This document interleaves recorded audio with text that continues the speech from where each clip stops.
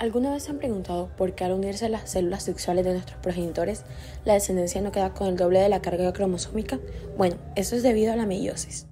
La meiosis es un tipo especializado de división celular que se produce en las gónadas.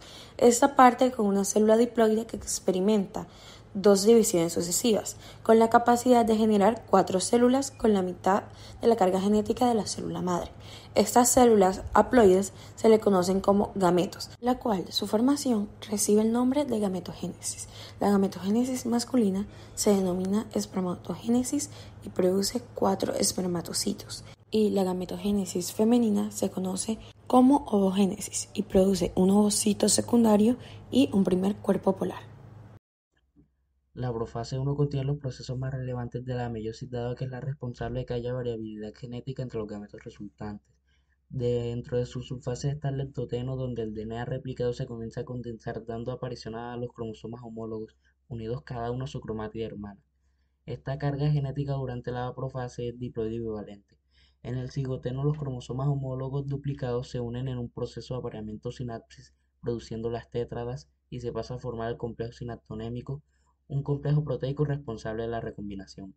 Los cromosomas íntimamente unidos durante el paquiteno intercambian fragmentos entre cromátides no hermanas.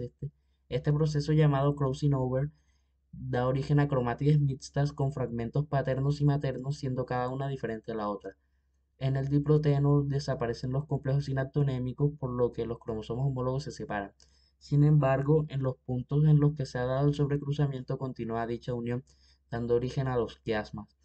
Y en la diacinesis, los cromosomas alcanzan su máximo nivel de condensación y las tétradas comienzan a movilizarse al plano ecuatorial, al tiempo que 2 centrómeros se movilizan a los extremos de la célula. Siguiendo la primera meiosis, le sigue la prometafase 1, en donde la condensación de los cromosomas es mayor, se desaparece la carioteca y los microtúbulos del uso acromático se conectan con los cinetocoros. En la metafase 1, los bivalentes, que son 2 juegos de par de cromosomas, se disponen en el centro de la célula.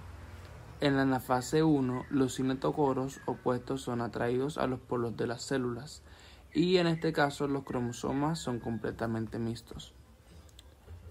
Respectivamente, en la telofase 1, los grupos cromosómicos haploides llegan a sus respectivos polos y se construye la carioteca. Después de la primera meiosis, las células entran en una interfase pero sin fase S, por lo cual las células producidas son haploides.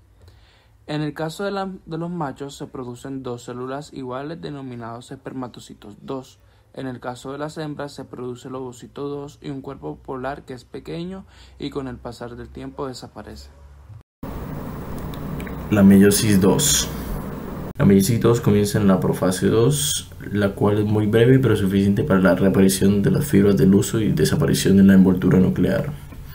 Luego sigue la metafase 2, en donde los cromosomas se mueven al plano ecuatorial de la célula. Las fibras del huso se conectan en los cinetocoros, que están posicionados como los cromosomas mitóticos, es decir, uno hacia un polo y el otro hacia el polo opuesto. En la anafase 2, debido a la atracción que ejercen las fibras del huso sobre los cinetocoros, el centrómero se divide y las cromátidas hermanas de cada cromosoma se separan y tiran hacia los polos opuestos de la célula.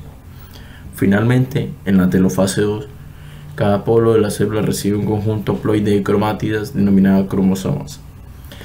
Se produce la citocinesis y lo que eran 2 células hijas diploides se convierten en 4 células hijas haploides, y posteriormente las células hijas haploides se especializarán en gametos, ya sea espermatozoides u óvulos.